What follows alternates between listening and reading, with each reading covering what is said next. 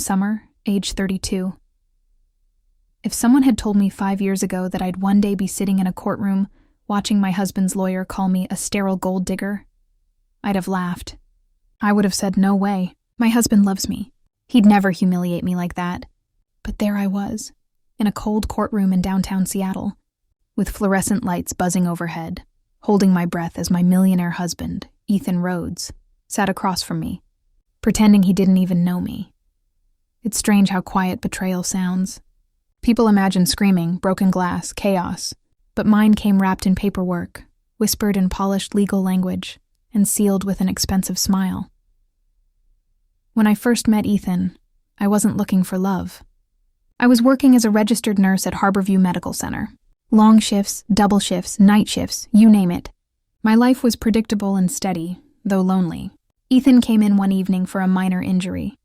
He'd burned his hand at his tech company's launch party, trying to light some ridiculous indoor fireworks. He was charming, funny, and so down to earth that I didn't even realize how wealthy he was until weeks later. He liked how simple I was, he said.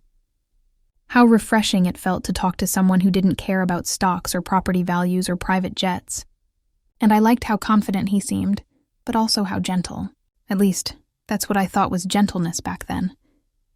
We dated for a year before we got married. Our wedding was small, just close friends, family, and his business partners. I wore my mother's lace dress. He promised me a life full of love and partnership, and for the first 2 years, I believed it. But slowly, things began to shift. Ethan started coming home later. He was more distracted, his warmth dimmed, and every time we talked about having children, he'd change the subject. Then, one evening after another fertility appointment, he said something that I'll never forget. He said, "Maybe some people just aren't meant to be mothers." I remember standing there in our kitchen, holding a mug of tea, wondering what he really meant. I'd been through multiple tests. The doctor had told us both that the results weren't conclusive yet. Still, he seemed so certain. And when I asked if he was blaming me, he just smiled faintly and said, "Of course not, Summer. Don't take it so personally." But after that, things got colder. He started sleeping in the guest room, claiming he worked late and didn't want to disturb me. He traveled more, and then one day, he simply didn't come home. When I called him, he didn't answer. When I texted, he replied hours later with vague excuses. I tried to hold on. I thought marriages had rough patches, that maybe I just needed to be patient. But the patience only wore me down while he quietly prepared his next move. It came in the form of a court summons. I remember sitting on the couch, my hands trembling as I opened the thick envelope. Inside was a petition for annulment, not divorce, annulment. He wanted to erase our marriage as if it never existed. The stated reason, fraudulent concealment of sterility. My eyes blurred as I read it again and again. Ethan claimed that I had known I was medically unable to bear children before marriage and that I'd deceived him. It was a lie so huge, so cruel, that I actually laughed before I cried. The document also mentioned a prenup clause, something his lawyers had drawn up, something I'd signed. Stupidly in love, trusting him completely. It said that if our marriage ended for any reason related to biological misrepresentation, I'd get nothing. Nothing. No share of his company stock. No part of our house, not even spousal support. I had given up my job to support his travel schedule, believing we were building a life together. And now, the man I cooked for, laughed with, and held through his bad days was calling me a liar. I didn't want revenge then. I just wanted answers, but when I confronted him in his office, I found him sitting behind his massive desk, calm as ever, like this was all just another business deal. "Ethan, how could you do this?" I asked. My voice shook, but I kept my eyes steady. He leaned back in his chair and said, "It's nothing personal, Summer. You'll be fine. I'll make sure you're not left completely stranded." "Completely stranded?" I repeated. "You're trying to erase our marriage. You called me sterile in a legal document." He didn't even flinch. "You signed the contract. You knew the terms." I stared at him for a long time, trying to find any trace of the man I used to love. But all I saw was someone who'd already moved on. Someone who wanted me gone so he could rewrite the story of his life without me in it.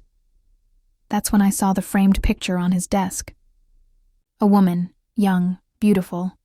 I'd seen her once before at one of his company's events. She'd laughed too easily at his jokes.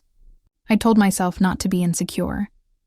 But there she was, framed in glass, smiling beside him. He noticed my gaze but didn't bother to hide it.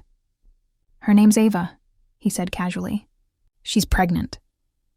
For a moment, everything inside me went quiet. My heart didn't even race. I just felt an odd, hollow calm. Pregnant. He was going to start a new family, while branding me barren in front of a judge. And he wanted it to look like my fault. I left his office that day without another word. But something inside me shifted. I stopped crying. I stopped pleading. I started paying attention. I met with a lawyer, someone recommended by a nurse I used to work with. Her name was Marianne, and she had this calm strength about her, like she'd seen every kind of heartbreak and learned how to turn it into quiet power. After I explained everything, she leaned back, eyes narrowing slightly. "Summer," she said, "there's something off about this. If he's accusing you of sterility, we'll subpoena all medical records, not just yours, his too." "His?" I asked.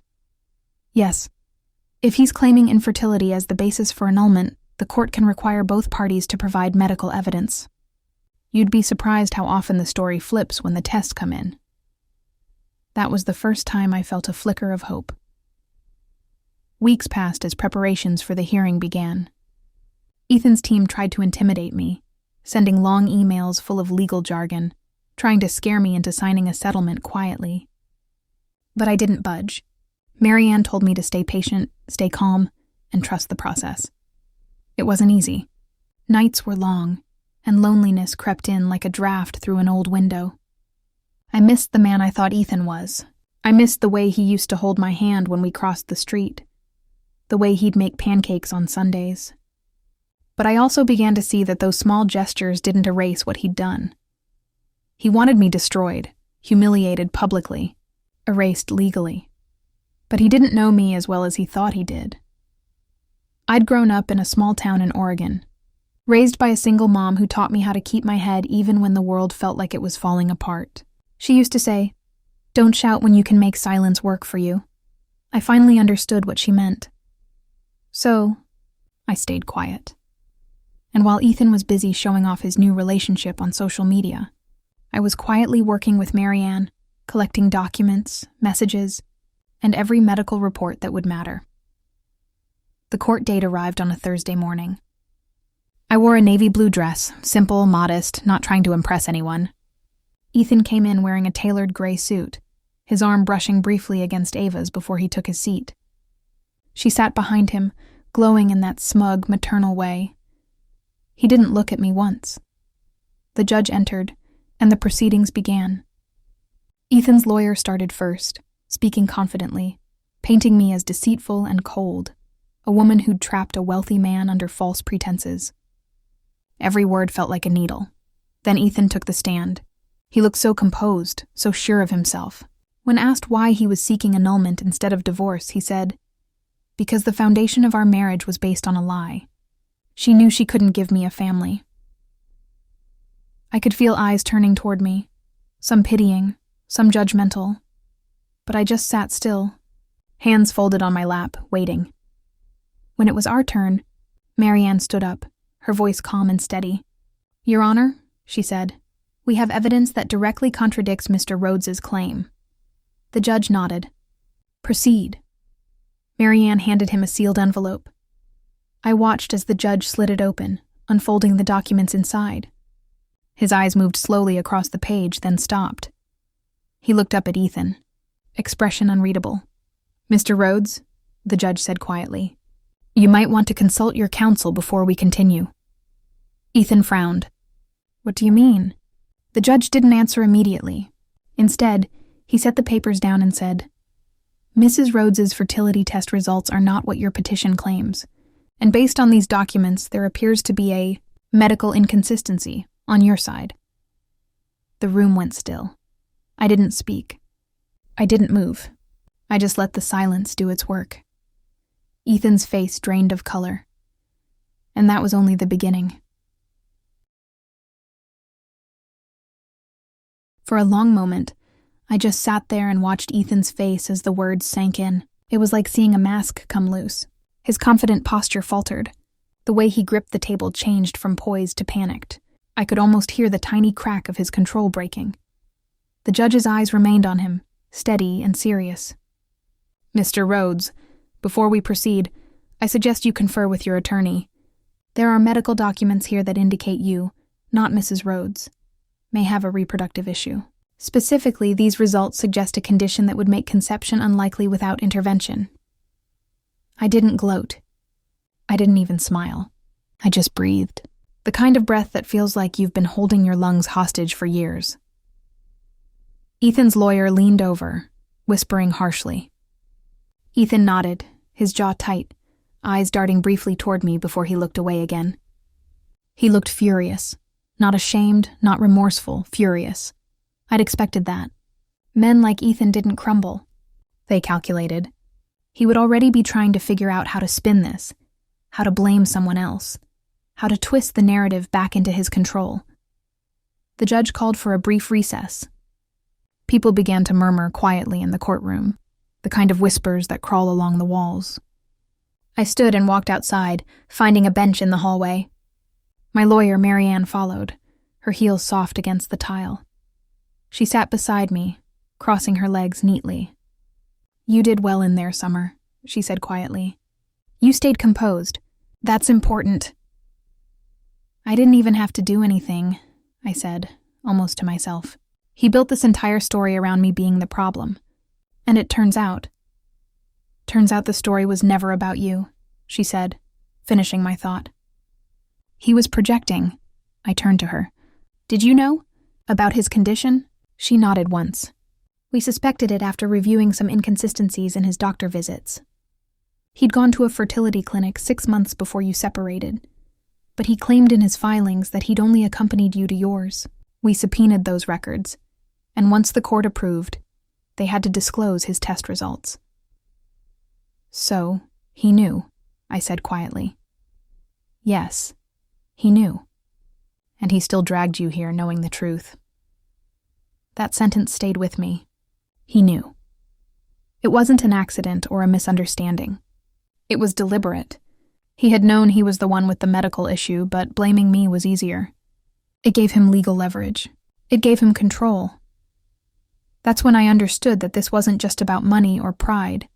It was about power. He couldn't stand losing it. The recess ended and we returned to the courtroom. The tension was thicker now, like fog you could almost touch. Ethan's lawyer tried to regain footing, arguing that the results might have been misinterpreted, that there were privacy concerns, that perhaps the tests were inconclusive. But the judge wasn't swayed. "Counselor," he said sternly, "these are certified medical results from a licensed specialist. Unless you're alleging forgery or error, they stand as valid evidence." I could feel Marianne's quiet satisfaction beside me, but she didn't show it outwardly. She simply said, "Your Honor, my client has endured public humiliation, emotional distress, and reputational damage due to these false claims. We intend to pursue counteraction for defamation if these proceedings continue under false pretenses." The judge nodded, making a note. "Understood. We'll reconvene in 1 hour." When he left, the courtroom emptied slowly. Ethan didn't move right away. He just sat there, shoulders tense, staring at the floor. Ava, his girlfriend, finally stood and walked over to him. She whispered something, maybe asking what was happening, but he brushed her off roughly. She looked embarrassed, unsure whether to stay or leave. I turned away before our eyes could meet. Marianne touched my arm lightly.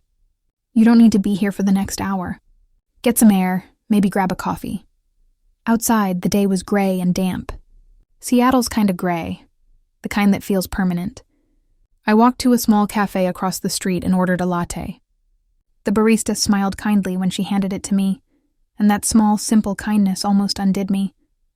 For months I had been fighting silently, pretending I was fine, and now Someone's casual smile made tears sting my eyes. I sat near the window, watching people rush by, umbrellas bumping into each other. I wondered how many of them were living lives that looked fine from the outside but were falling apart inside, probably more than anyone realized. My phone buzzed, a message from Marianne. They're requesting a private meeting before court resumes. Ethan's lawyer wants to discuss settlement. Settlement. That word sounded almost peaceful. But I knew what it really meant. Damage control. He wanted to make this disappear quietly. I walked back, calmer now.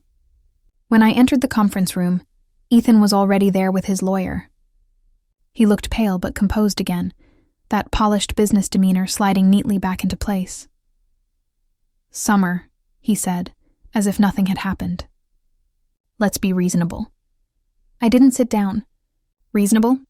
You tried to erase our marriage and humiliate me in court." His lawyer cleared his throat. "Mr. Rhodes would like to offer a financial settlement in exchange for withdrawing the defamation threat and agreeing to keep all medical records confidential." Marianne's eyebrows rose slightly. "Interesting.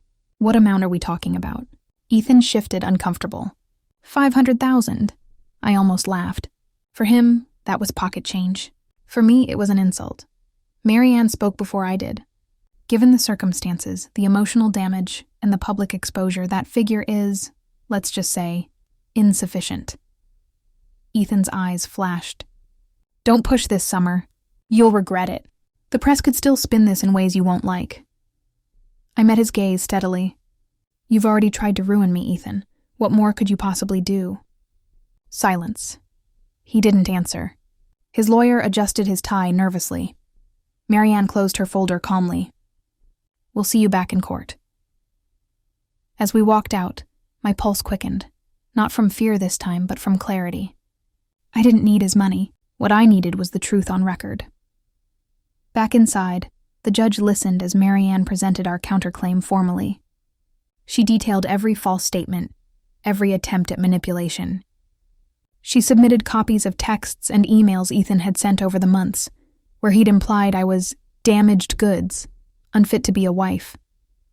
Each message landed like a quiet dagger in the courtroom air. Ethan's composure began to crumble again. Ava looked horrified now, shrinking in her seat. The judge listened carefully, asking questions, taking notes. When it was over, he said, "Given the new evidence, this annulment petition will be denied.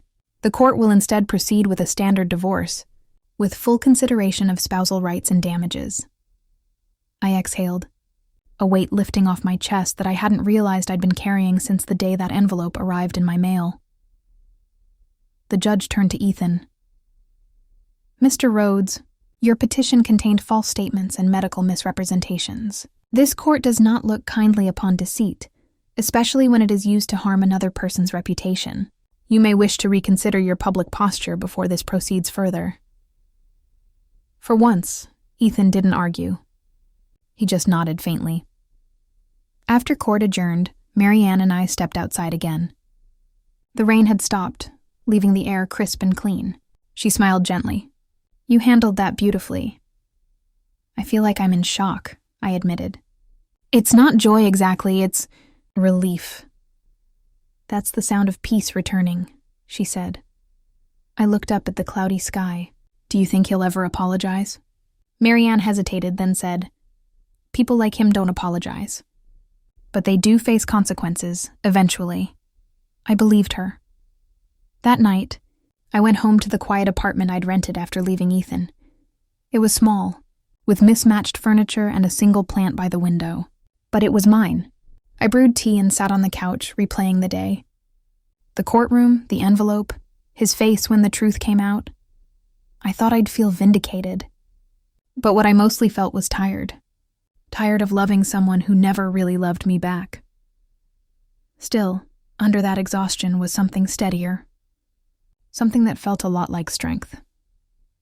Over the next few days, the story started to spread, quietly at first, through whispers among his company's investors, then through a few online forums where people speculated about why the high-profile tech CEO suddenly withdrew his annulment case. Ethan tried to bury it, of course, but rumors have a way of finding oxygen. I stayed silent. I didn't post anything online. I didn't give interviews. I didn't even tell most friends what had happened. My silence became its own form of dignity. A week later, I received an email from Ava. Just one line. I didn't know. I'm sorry. I stared at it for a long time before replying. It's not your fault. Take care of yourself. She never wrote again. Ethan eventually offered a real settlement, something fair, something that would allow me to rebuild. Marianne advised me to accept, and I did. But I didn't take it as a victory. It wasn't about the money anymore. It was about reclaiming my own peace, one quiet decision at a time. Still, part of me knew that his downfall wasn't complete yet. People like Ethan built their empires on image, and now that image had cracks. The truth has a way of seeping through, no matter how much money you throw at it. I began volunteering, again at the hospital on weekends, easing back into the life I'd left behind. Being around patients reminded me of who I was before him. Someone who cared deeply, someone whose worth had nothing to do with motherhood or money. Sometimes at night, I'd think about the day in court, about the judge's face when he opened that envelope. The calm before the storm. I realized then that revenge doesn't always look like fury. Sometimes it looks like truth quietly placed in the right hands. And in that silence, power changes sides. I still had one more step left to take, one that would bring this story to its quiet conclusion. But that part was yet to come. After the settlement was finalized, life felt oddly quiet. Too quiet, in fact. You'd think relief would come rushing in once the legal dust settled. But it doesn't really work that way. Relief drips in slowly, in small, uneven doses, like a faucet that refuses to turn off completely. For the first few weeks, I drifted between exhaustion and disbelief. I'd wake up some mornings still expecting to see Ethan's side of the bed, half asleep enough to forget that chapter had ended.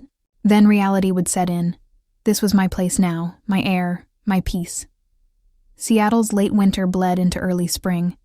I started going on morning walks around Green Lake again. The cherry blossoms were just beginning to bloom, and for the first time in months, I noticed them. It felt almost strange to see color again, to feel something besides defense.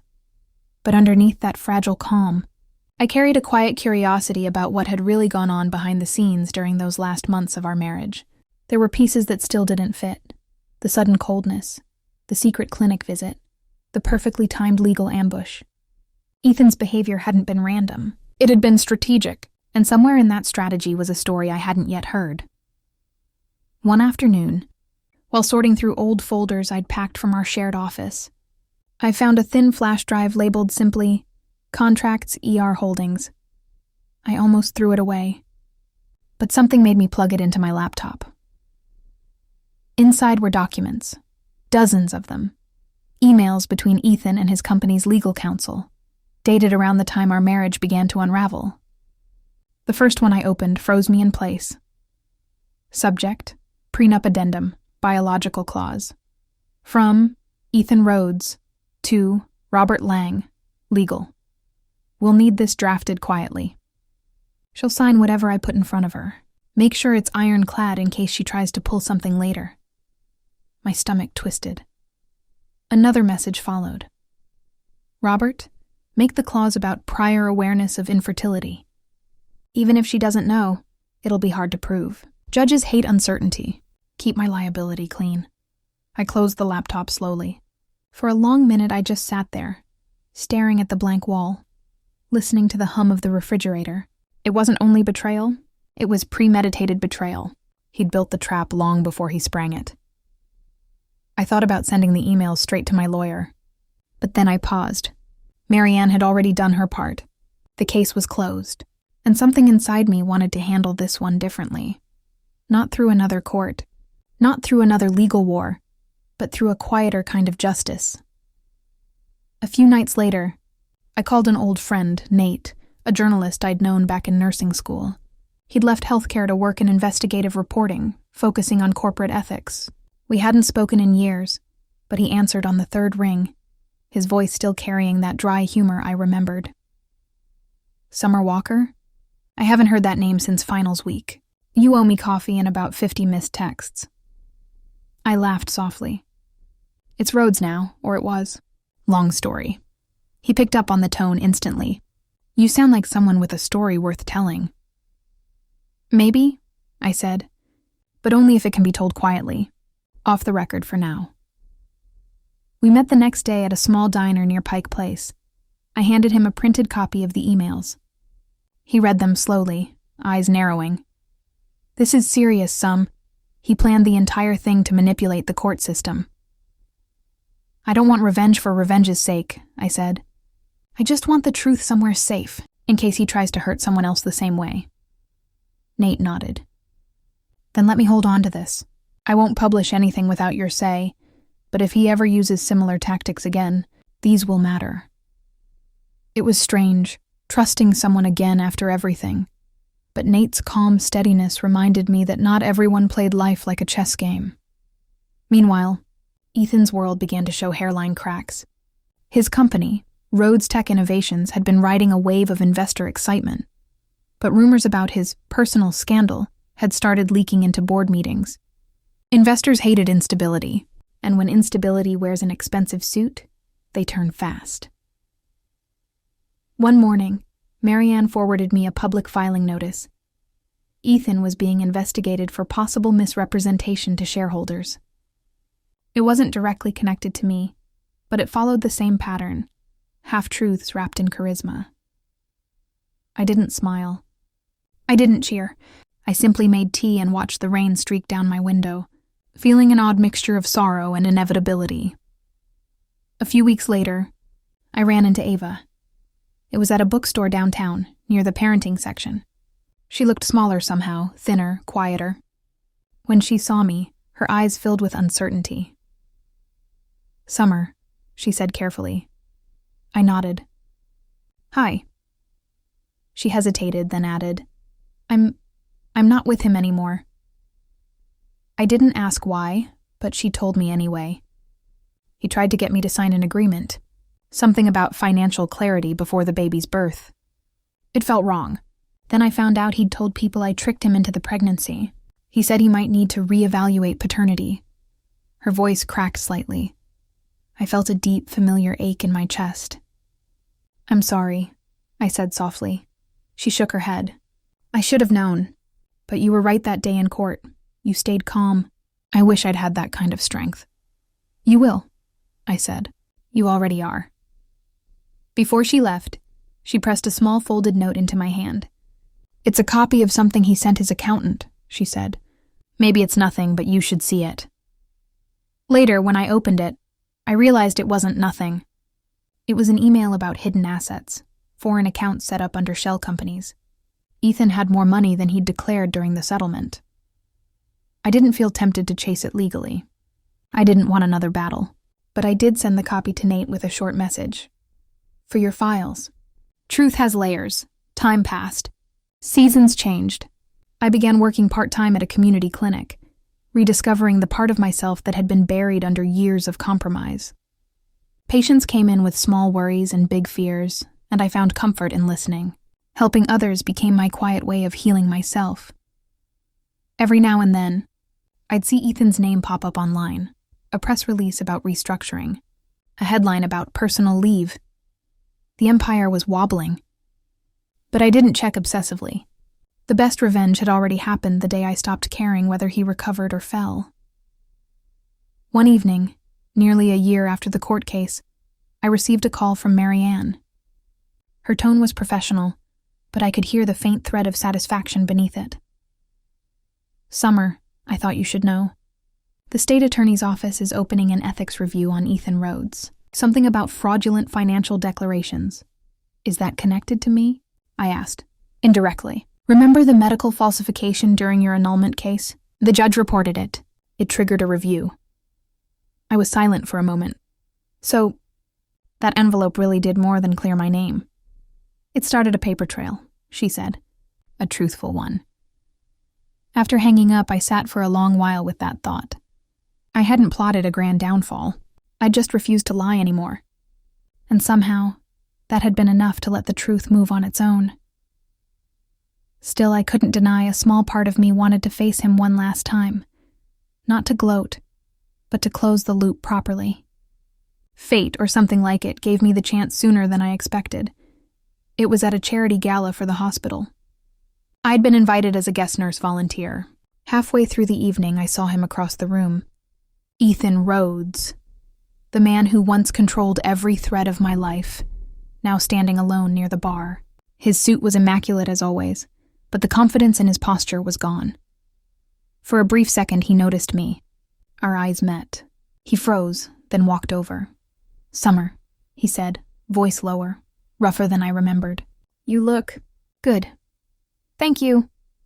An awkward pause stretched between us. The noise of the room faded. "I never meant for things to go that far," he said finally. "It got out of hand." I studied him carefully. "You meant every step until you lost control of the ending." He didn't deny it. "I lost everything," he murmured. "The company, the trust, even her." I took a slow breath. Maybe losing everything was the only way to learn what matters. He tried to smile, but it flickered out. "Do you hate me?"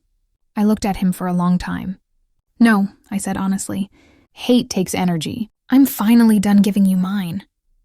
He blinked, maybe expecting venom, maybe hoping for forgiveness. I didn't offer either. I just turned and walked away.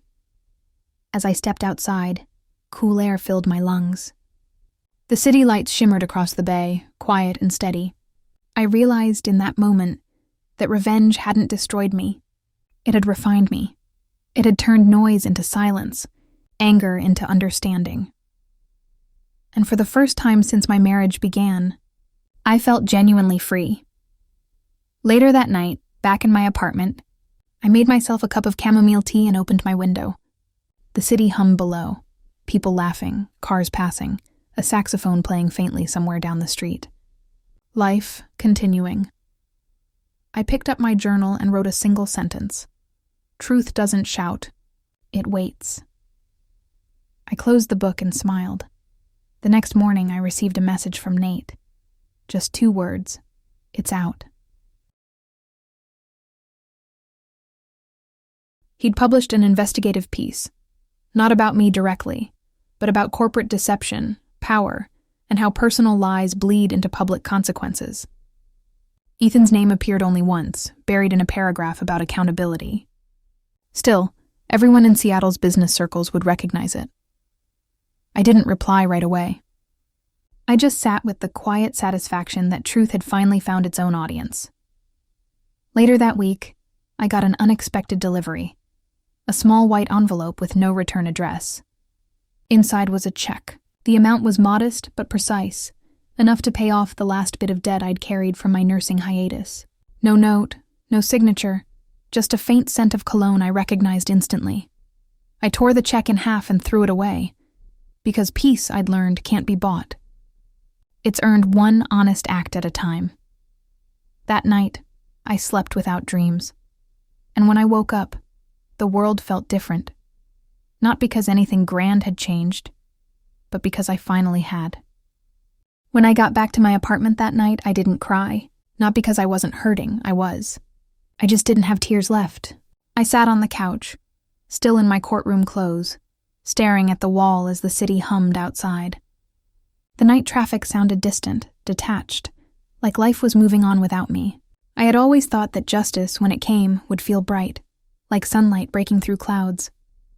But it didn't. It felt quiet, like a candle being lit in a dark room, small, gentle, but steady. The judge's ruling was clear. Michael's prenuptial agreement was invalid due to coercion and misrepresentation. My name was cleared, and the accusation about my supposed sterility was erased in one stroke. But it wasn't just about winning. It was about seeing him lose his control, the very thing he built his life on. That control had been his shield, his weapon, his identity. And now in that courtroom, he had watched it crumble. Still, the victory didn't erase the loneliness. That night, I made myself tea and watched the lights of other apartments across the street. Families laughing, couples cooking, someone watching TV. I thought about the girl I used to be when I first met Michael. the one who thought love was about grand gestures and expensive gifts. I didn't know then that love without kindness is just a trap dressed up in charm. Over the next few days, things moved quickly. Reporters caught wind of the case. Michael's name had always drawn attention. A millionaire tech investor known for his charm, his charity, his public image of perfection. Now, whispers were spreading about what had really gone on behind closed doors. The court records were public, and journalists were already piecing together the story. My lawyer called me to warn that the media might reach out. I told her I wasn't interested in speaking. Let the truth speak for itself, I said. I wasn't seeking revenge in headlines. I just wanted peace. But peace, I was learning, comes with its own kind of noise. People calling, lawyers negotiating settlements, old friends pretending they didn't know what had happened. Then came the part I didn't expect. Michael tried to reach me. First through his assistant, then through mutual acquaintances. They said he wanted to talk privately, to make amends. It was almost funny. The man who once dismissed my feelings now wanted my ear. I ignored him. But one afternoon, while I was leaving work, I found him waiting outside my building. He looked smaller somehow. Not physically, but in presence. His eyes were tired, and his suit, usually immaculate, looked carelessly thrown on. "Summer," he said, stepping closer. "Can we talk?" I stood still, my hand on my bag strap. "There's nothing left to talk about, Michael." "There's always something left," he said, his voice quiet. "I made mistakes. I went too far." I cut him off. "You didn't make mistakes. You made choices." That stopped him for a second. He opened his mouth, then closed it. For a man who always had an answer, silence didn't suit him.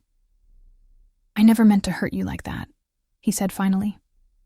"I thought you were trying to take advantage of me, and I panicked. The prenup, the lawyers, the accusations, it was all fear." "Fear doesn't excuse cruelty," I replied softly. "You had every chance to choose compassion. You chose control." He took a breath, rubbing the back of his neck. "You got what you wanted, didn't you? You won." I looked at him, not angry, just calm. "Michael, if you think I wanted this, you never really knew me at all." He didn't say anything after that, just nodded slowly, then walked away. I watched him disappear into the crowd, swallowed up by the same city that had once adored him. That was the last time I saw him in person. Weeks turned into months. The settlement finalized, and my lawyer called to say the funds would transfer soon. It wasn't about the money, but I won't lie. It gave me a kind of freedom I hadn't felt in years. I used a small part to pay off my student loans, another to set up a small foundation for women needing legal aid in marriage disputes. It felt poetic, using the money he tried to hide to help others find their voice. Life began to feel normal again. I moved to a smaller city, started teaching part-time, and slowly rediscovered the things I loved: reading in cafes, volunteering at the shelter, painting on weekends. It wasn't a grand reinvention. It was quiet, honest, grounded. Then one morning, I received an email from an unfamiliar address. The subject line read, "I thought you should see this." Inside was a link, an online article about Michael. He had been charged with financial misconduct in one of his companies. Apparently, while trying to secure his assets during the divorce, he had transferred funds illegally to offshore accounts. His empire was collapsing. I stared at the screen for a long moment. There it was, the final thread pulling loose. The man who once accused me of deceit was now being investigated for fraud. I didn't feel joy. Not really, just a deep, quiet sense of balance, like life had done what I couldn't. That night, I walked along the pier near my new apartment. The air was cool, and the ocean moved steadily beneath the boardwalk. I leaned against the railing and closed my eyes. Revenge, I thought, isn't always fire. Sometimes it's stillness. Sometimes it's simply letting the truth unfold. A few weeks later, I was invited to speak at a local event about women's resilience. I almost said no. I wasn't used to telling my story publicly. But then I remembered how many nights I'd sat in silence, thinking I was alone. Maybe someone needed to hear that silence doesn't mean weakness. When I spoke on stage, I didn't mention Michael's name. I just talked about dignity, how sometimes walking away quietly can echo louder than shouting. Afterward, a young woman came up to me, tears in her eyes. "I'm going through something similar," she said. "Listening to you made me believe I can survive it." That moment was worth more than any courtroom victory. A few months after that, my lawyer called again. Not about money, but closure. Michael had reached a plea deal. His reputation was gone, his businesses were under audit, and his assets frozen. I listened quietly, thanked her, and hung up. I didn't smile. I didn't gloat. I simply exhaled.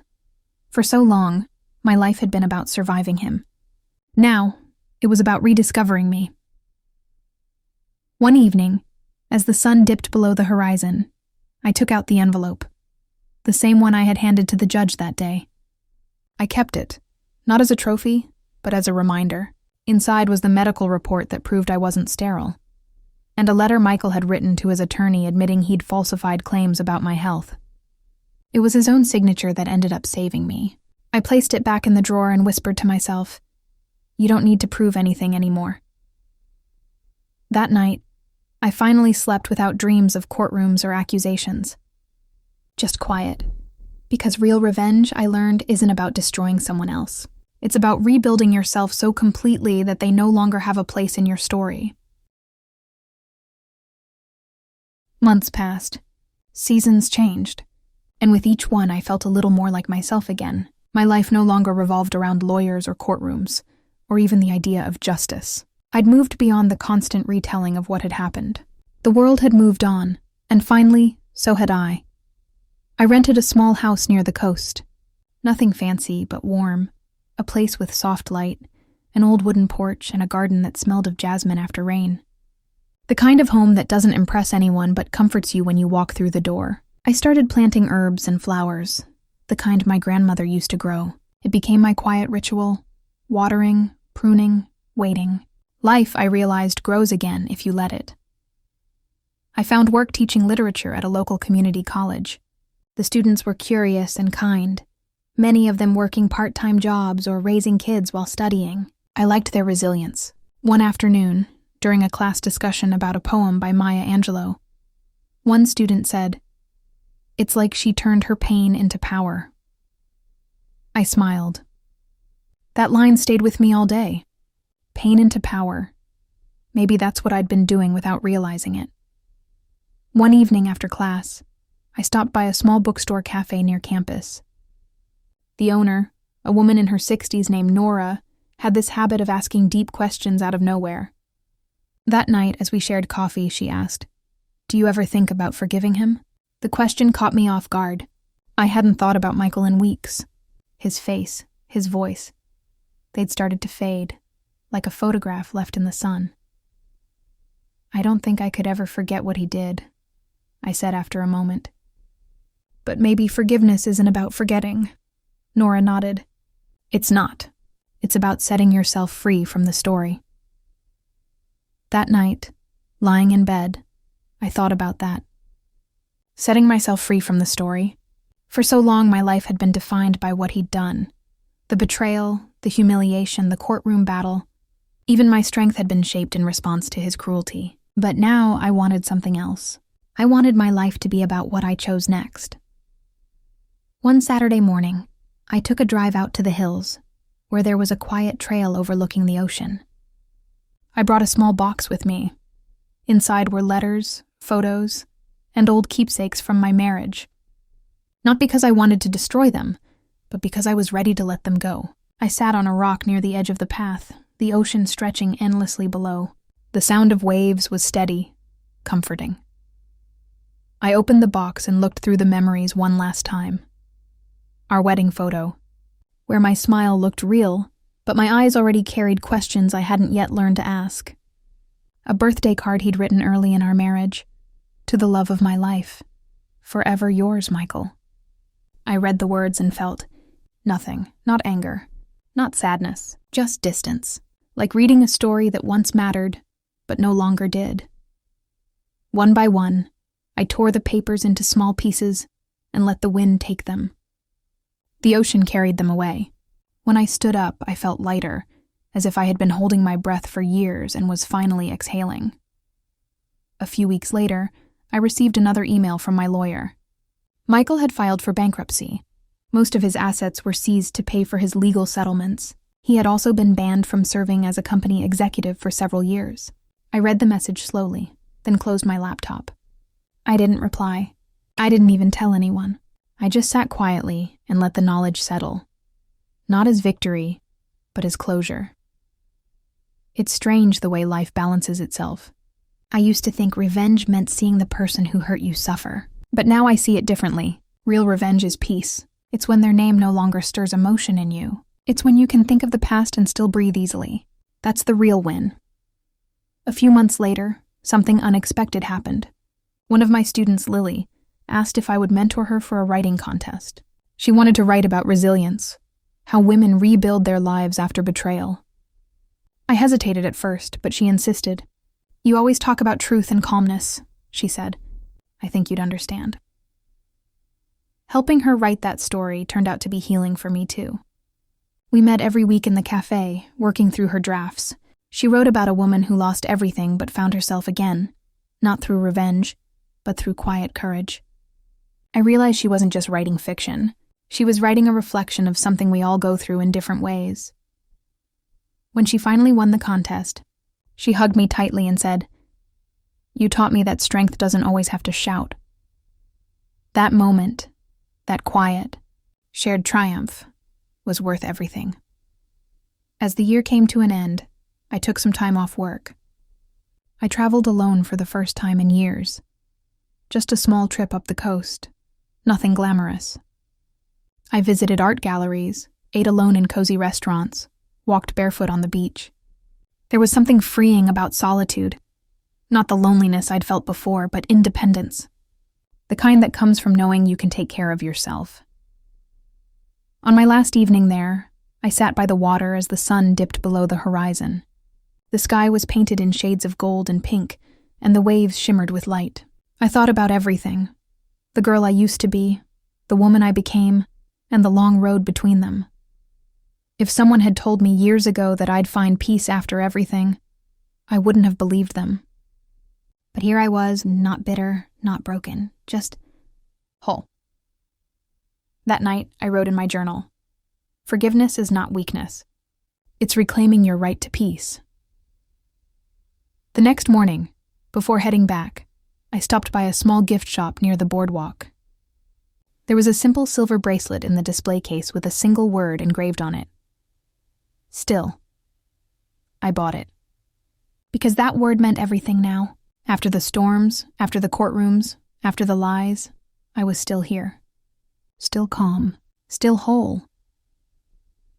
When I returned home, I decided to share my story for the first time.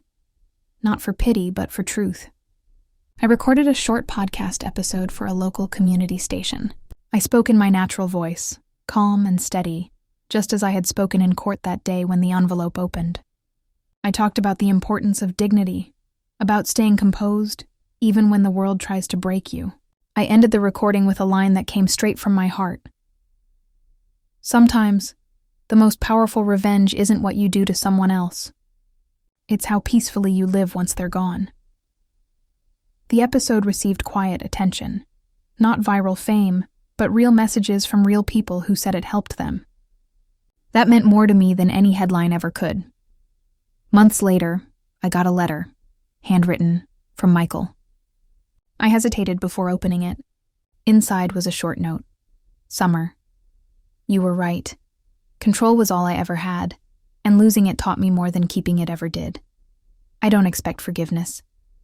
I just hope you found peace. Michael." I folded the letter and placed it in a drawer, the same drawer where the envelope used to be. Not out of sentimentality, but because some endings deserve acknowledgement, even if they no longer hold power. That night, I walked outside to the porch, the air cool against my skin. The jasmine had bloomed again, filling the air with a soft fragrance. I thought about how much had changed, how much I had changed. Life wasn't perfect, but it was honest. I had peace, purpose, and a kind of quiet happiness that no one could take from me. And maybe that's what real revenge looks like. Not the fire, not the rage, but the calm that comes when you finally let go. I looked up at the stars and smiled. "It's over," I whispered to myself. Truly over. Then I went back inside, made a cup of tea, and opened my laptop. A message notification blinked from one of my students. She wanted feedback on her essay about strength. I smiled as I typed my reply, realizing that my story had already turned into something else. A source of quiet guidance for others walking through their own storms. And maybe that's what my life was meant to become. Not a tragedy, not even a revenge story, but a calm reminder that we can all rebuild, no matter how much we've lost. Because peace, I learned, is the final act of revenge. If you enjoyed this story, I'd love for you to stay with me for more. Like this video if you felt connected to Summer's journey, share it with someone who might need hope today, and subscribe to my Calm Revenge, where we tell stories not of anger, but of strength, calm, and quiet triumph.